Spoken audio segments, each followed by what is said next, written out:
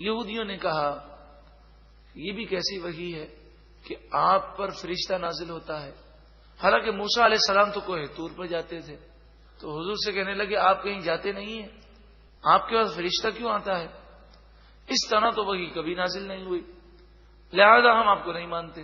اس کا جواب دیا گیا انا اوحینا الیک، بے شک ہم نے آپ کی طرف وحی فرمائی، کما جیسا کہ اوحینا الی نوح، حضرت نوح علیہ السلام کی طرف ہم نے وحی فرمائی. تو جن نبیوں کو یہ یہودی عیسائی مانتے ہیں ان نبیوں پر بھی وحی کا یہی طریقہ رہا کہ فرشتہ ان کے پاس آتا.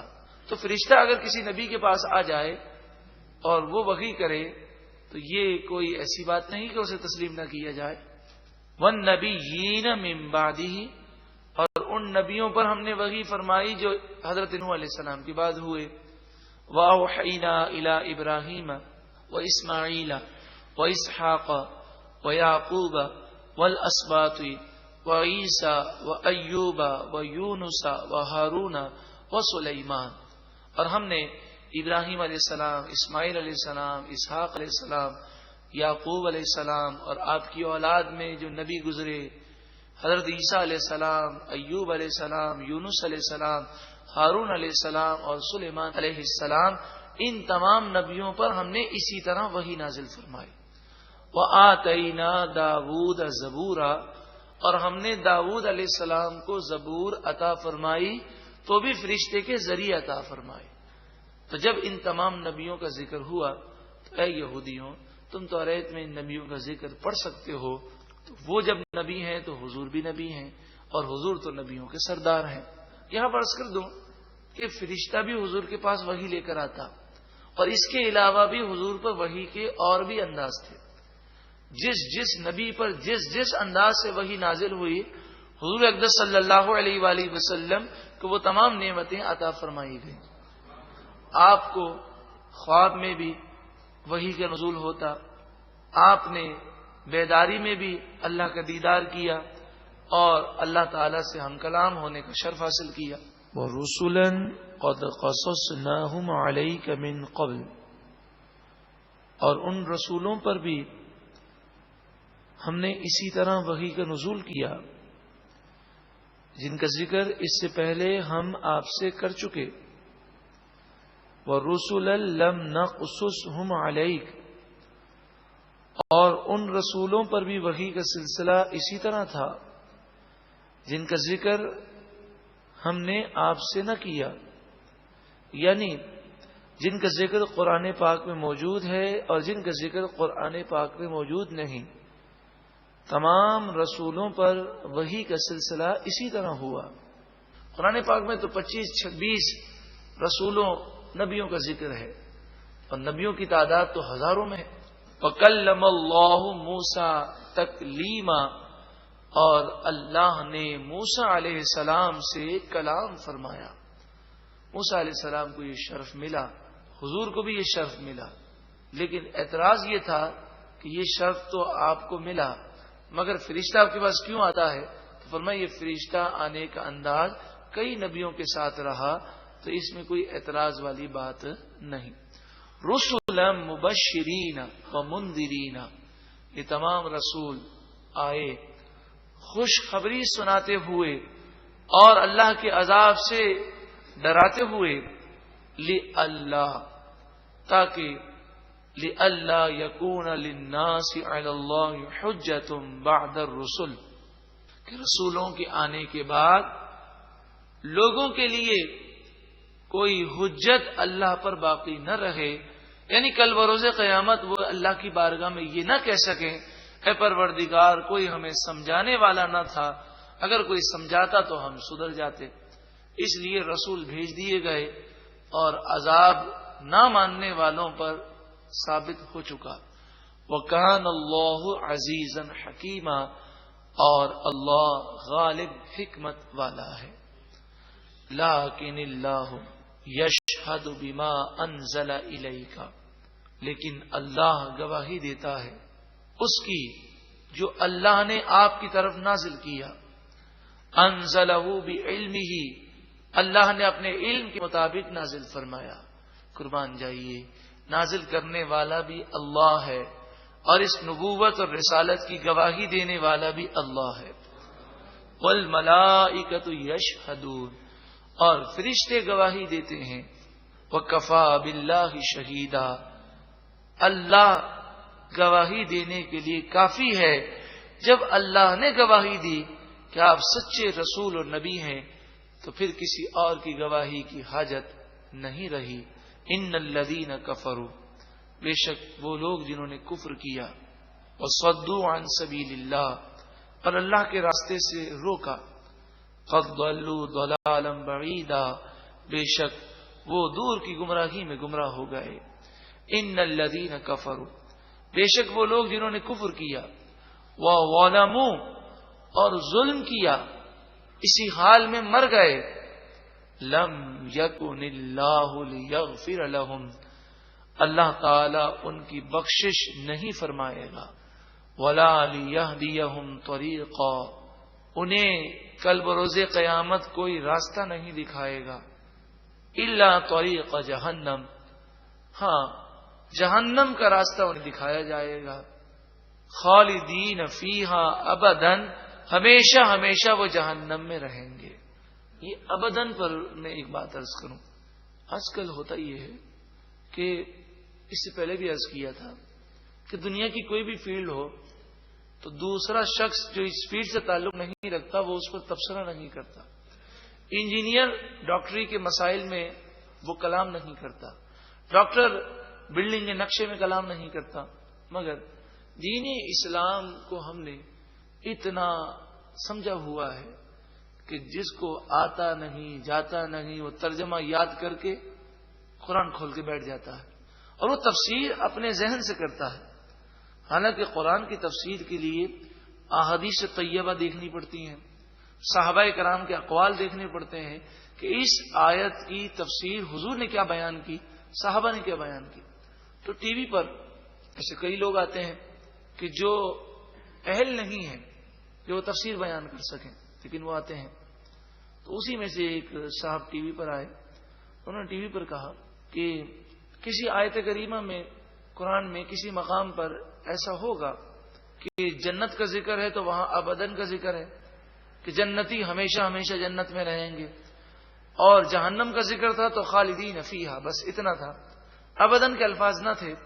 تو انہوں نے کہا کہ دیکھیں اس سے پتہ یہ چلا کہ کافر ہو کہ مسلمان ہر کوئی جنت میں جائے گا، نعوذ باللہ من ذالک.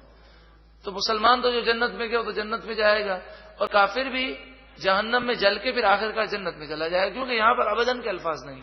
تو کتنی بڑی نادانی ہے. ایسے لوگوں کے متعلق ہی نبی اکرم صلی اللہ علیہ وآلہ وسلم نے ارشاد فرمایا، من قال فی القرآن برأیہ فلیتبوأ مقعدہ فی النار. آپ نے فرمایا کہ جو شخص قرآن میں اپنی مرضی سے کلام کرے، اپنے منمانے تبصرے کرے، اس کے متعلق فرمایا کہ اسے چاہیے کہ وہ اپنا ٹھکانہ جہنم میں بنا لے.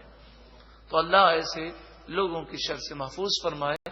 تو یہاں پر دکھانا یہ مقصود تھا، اگر اسے پورے قرآن پر مہارت ہوتی تو وہ جان سکتا کہ خالدین فیہا ابدن کے الفاظ بھی ہیں. الا طریق جہنم، جہنم کا راستہ کافروں کو دکھایا جائے گا. اور پھر کیا فرمایا، خالدین فیہا ابدن، وہ ہمیشہ ہمیشہ اس میں رہیں گے.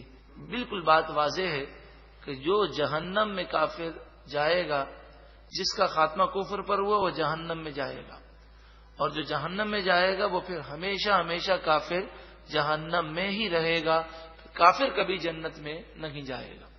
وَكَانَ ذَلِكَ عَلَى اللَّهِ يَسِيرًا، اور یہ بات اللہ پر آسان ہے، جہنم میں ڈالنا کوئی اللہ کے لیے مشکل نہیں. یا ایھا الناس، اے لوگوں، قد جاءکم الرسول بالحق من ربکم، اے لوگوں بے شک تمہارے پاس رسول تمہارے رب کی طرف سے حق لے کر آ گئے. فآمنوا خیر لکم، تو اے لوگوں تم ایمان لاؤ تو تمہارے لیے بہتر ہے. وَإِن تکفروا، اور اگر تم کفر کرو تو یہ سمجھ لینا کہ تمہارے کفر کرنے سے اللہ کو کچھ بھی نقصان نہیں ہے. فَإِنَّ لِلَّهِ مَا فِي السَّمَاوَاتِ وَالْأَرْضِ اور بے شک اللہ ہی کے لیے ہے جو کچھ آسمانوں و زمین میں ہے۔ وَكَانَ اللَّهُ عَلِيمًا حَكِيمًا، اور اللہ علم والا حکمت والا ہے۔ یا اہل الکتاب، اے اہل کتاب، لا تغلوا فی دینکم، اپنے دین میں غلو نہ کرو، زیادتی نہ کرو کہ تم نے حضرت عزیر کو خدا کا بیٹا سمجھ لیا، عیسائیوں نے حضرت عیسیٰ علیہ السلام کو خدا کا بیٹا سمجھ لیا، یہودیوں نے توریت میں انجیل اور عیسیٰ علیہ السلام اور حضور اور قرآن کی جو بشارتیں تھیں وہ مٹا دیں، عیسائیوں نے اپنی انجیل میں توریت اور موسیٰ علیہ السلام کا جو ذکر تھا وہ مٹا دیا، حضور کا ذکر تھا وہ مٹا دیا۔ تو یہ دین میں غلو کرنا ہے، زیادتی کرنا ہے، اس کو بدلنے کی کوشش کرنا ہے۔ وَلَا تَقُولُوا عَلَى اللَّهِ إِلَّا الْحَقَّ، اور اللہ پر وہی بات کہو جو سچی بات ہو، اللہ کے متعلق جھوٹی باتیں نہ کہو۔ انما المسیح عیسی ابن مریم رسول اللہ وکلمتہ، مسیح عیسیٰ ابن مریم اللہ کے رسول بھی ہیں اور کلمت اللہ بھی ہیں، لیکن وہ خدا کے بیٹے نہیں ہیں۔ عیسائی یہ کہتے تھے کہ اللہ نے ہمیں حکم دیا کہ ہم انہیں خدا کا بیٹا مانیں، اس کا رد کیا گیا۔ القاہ، اللہ نے اپنے اس کلمے کو ڈالا، کن فرمایا، الی مریم، کس کی طرف؟ حضرت مریم کی طرف۔ تو بغیر باپ کے سبب کے، اس سبب کے بغیر اللہ نے اپنے کلمہ کن سے انہیں پیدا فرما دیا۔ وَروح منہ، اور حضرت عیسیٰ علیہ السلام اللہ کے دربار سے خاص مقرب روح ہیں۔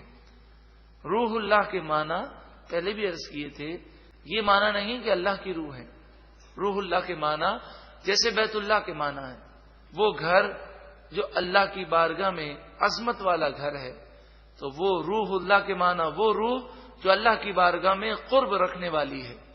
فآمنوا باللہ ورسلہ، تم ایمان لاؤ اللہ پر اور اس کے رسولوں پر۔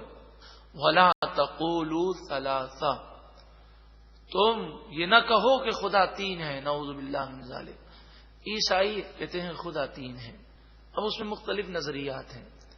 بعض عیسائی کہتے ہیں کہ اللہ، عیسیٰ علیہ السلام اور حضرت مریم، بعض کہتے ہیں اللہ، عیسیٰ علیہ السلام اور جبریل، اس طرح وہ تین خدا مانتے ہیں۔ انتہو خیر لکم، تم باز آ جاؤ تو تمہارے لیے بہتر ہے۔ اب آپ سوچیں کہ جو عیسائی حضرت عیسیٰ علیہ السلام کو خدا مانتے ہیں، خدا کا بیٹا مانتے ہیں، تو بتائیے کہ جب وہ کرسمس کے موقع پر گرجے میں، چرچ میں اپنے معاملات کرتے ہوں گے تو کیا ان کے کلمات میں یہ کفریہ اور شرکیہ کلمات نہیں ہوتے ہوں گے؟ اور ہمارے لیے حکم یہ ہے کہ برائی اگر دیکھیں تو ہاتھ سے روکیں، ہاتھ سے نہیں روک سکتے تو زبان سے روکیں، زبان سے نہیں روک سکتے تو دل میں برا جانیں، اور دل میں برا جاننے کی علامت یہ ہے کہ آدمی وہاں سے چلا جائے۔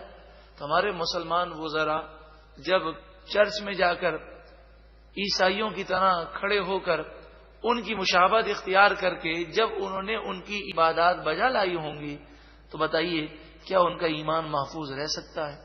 انہوں نے کتنے کفریہ اور شرکیہ کلمات سنے ہوں گے، لیکن اگر وہ برا جانتے تو وہاں سے چلے جاتے۔ انما اللہ الہ واحد، اللہ ہی ایک معبود ہے، اللہ کے سوا کوئی معبود نہیں۔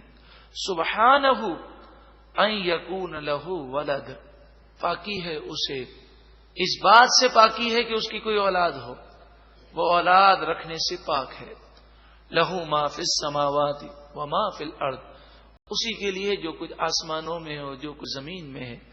وکفا باللہ وکیلا، اور اللہ وکیل ہونے کے لیے کافی ہے، کارساز وہی کافی ہے۔